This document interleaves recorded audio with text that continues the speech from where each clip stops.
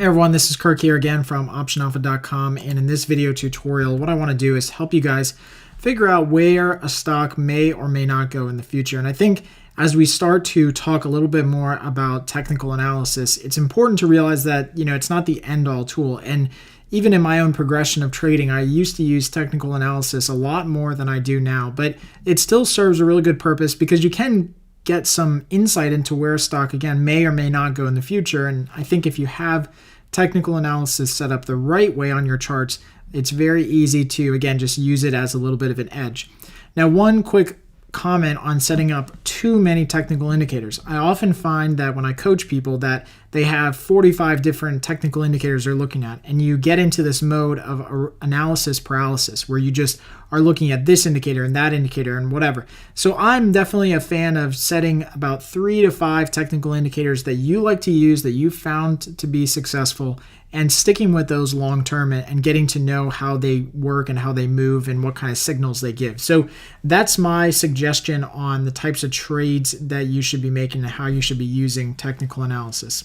Now, what we're going to do today is we're actually going to show you how to set up 3 of the different technical indicators that I use, including MACD, CCI, and RSI. And I'll show you how to set them up in Thinkorswim. And obviously your broker, if you're using somebody different, might have a different setup, but it's all basically about the same. So the first thing that we're going to do is we're going to start with this base chart. And today we're just looking at IWM. So we're just looking at one of the major market index ETFs.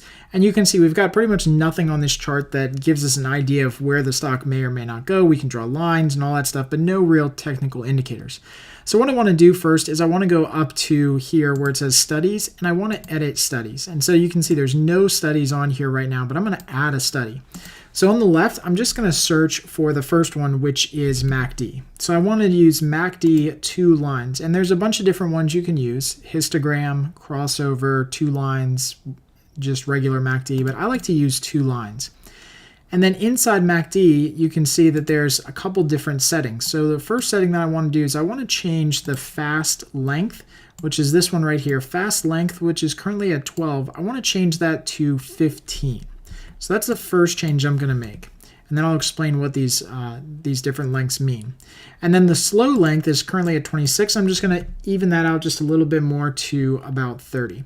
So here's what they mean. With MACD, basically what you're looking at is 2 different moving averages. And you're using a faster moving average, which in this case is about 15 days, and a slower moving average, which is 30 days. And what we want to see with these 2 moving averages is this convergence and divergence in them, meaning is the momentum in the security, the shorter term momentum relative to the longer, slower term momentum, is that increasing or expanding against itself, right? So is momentum coming into the security or is momentum coming out of the security? And so once we actually put those on our charts, you see all I do is hit apply and go here and hit apply. And you can see that now MACD is on the bottom side of our screen. Now, once we have these on these charts, you can see that the green line, which moves a little bit faster and is kind of a little bit more edgy, it moves quicker with the market because it's a faster moving average. It's only 15 days. This one is going to move much quicker with the market as opposed to this purple line, which is our slower moving average at about 30 days. And you can see they generally both, move in the same cycle, but there's periods in which we see a cross of the slower term moving average, which is green, that crosses above or below the purple line.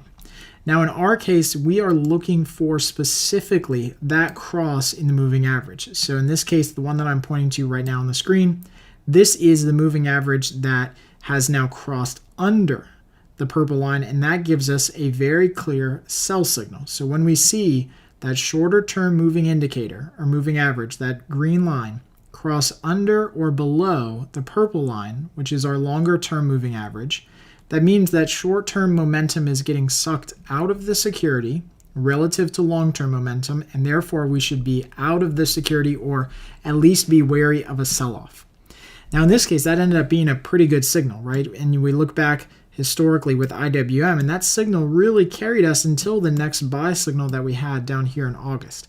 So you can see now we got a new signal where that shorter-term moving average, the green one, crosses above the purple line, which is our longer term moving average, and that right there gives us a very clear cut buy signal. And you can see that again, that was a very good signal because that buy signal here carried us through to the next sell signal, and so on and so on. So MACD is one of my favorite ones to use because it is just a little bit more reliable in just judging where a stock may or may not go in the future. Now, as I say that, I'll point out, and even on this chart right now with where stocks are trading right now, we had a point in time where the signals weren't that clear. So there's obviously flaws to technical analysis, and this really, kind of drives home the point here that these signals weren't 100% clear at this time. You can see we had a couple different crosses as MACD was continuing to move lower, but as that happened, the stock just basically stayed sideways. There's a lot of volatility in there, but the stock really stayed sideways, heading towards the future. And so it's important here to just, as always, take this with a grain of salt. What's really important with technical analysis is just where a stock may or may not go and how relatively overbought or oversold it is. So if you start to see, MACD really starting to extend like this and just run for a month and a half, it might be best to start, again, paring down your positions or at least getting a little bit bearish in some of your trades. So that's the way that I use it. And again, it's pretty reliable on most stocks, but you'll have to, go back through and back test a lot of those. So as we go through here, let's add a different study. So we're going to keep this one up here, and we're just going to add another study to it, which is my second favorite, and that is CCI. So CCI is a little bit different. We're going to change this one as well. The length of CCI is similar to MACD in that it judges time frames in the past. It's currently set at 14, and we're going to widen this out to 31. And what that does by widening it out to 31 is just takes in more data and gives us a smoother transition. So if you have a 14-day setting on your CCI, you're going to get a lot of signals because it's based on data going back and forth about 14 days. And sorry if you're hearing a bunch of those alerts, that's just trades that are going off as I'm doing this video.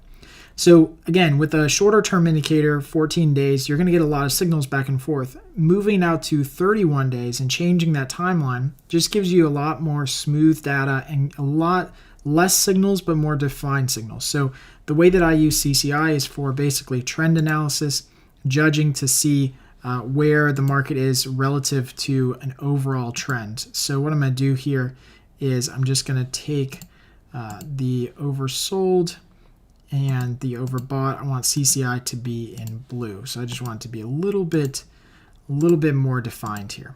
Okay. So here we are with CCI. What's important to notice about CCI is that the most important line on this chart is actually the 0 line. Now on here I do have the 100 and the negative 100 because that's what defaults in the indicators. On my particular charts, I like to take those off if I can because I'm not looking at that line. I really want to be focused on kind of this 0 line, and that's where we get our buy signal or sell signal. So with CCI, it's basically an indication of continued momentum in the security. And so what we want to see is we want to see a cross of the indicator above or below that 0 line. And that gives us an idea of where a stock might go in the future. So you can see we got a cross back here in, this is in October if you can't see the date here. And you can see that cross in CCI did lead to some nice rallying in the stock as we kind of headed towards the end of the year. And it's not all about being overbought or oversold. So just because CCI gets to extremes does not mean that creates an opportunity necessarily to buy or sell. So that's one difference with CCI as opposed to some other indicators is that it's not about being overbought or oversold. It's about crossing that 0 barrier. And here on the charts, you can see that we had a CCI kind of cross or go to an extreme here back in December, and it dropped low to an extreme. And although it was a slight little buying opportunity, it wasn't some huge bottom because the stocks obviously haven't bottomed out and have reversed since. So don't use it as the extreme. You want to use it kind of right along this 0 barrier. Now, what's really cool about CCI is that if you go back in time, and especially with SPX, so let's look over at S&P 500. What's really cool, again, about CCI is that it's a trend indicator. So on the left-hand screen, you see here, we have CCI that's over here that crossed above that 0 barrier, gave us a buy signal. It never gave us a sell signal until we got to the point of August when stocks actually did decline. So even though it had all of this overbought, oversold, and was moving all over the place, it still remained the entire time above that zero barrier, which just means that we're in a bullish or upward trending market. And it wasn't until we got into August that we got that sell signal, which was pretty defined, not only on the charts, but also in the indicators that told us to get out of stocks temporarily. So really good indicator. I love using CCI as well. These are my top two. All right, let's add one more to the charts here. So let's go here and excuse me, go to the settings. Go to studies, and we're going to go to edit studies, and we're going to add RSI. And we're going to add RSI right to the chart. So we can just leave RSI exactly as it is. And now we have RSI down below. So I'm just going to try to minimize these two here so you can see RSI down below.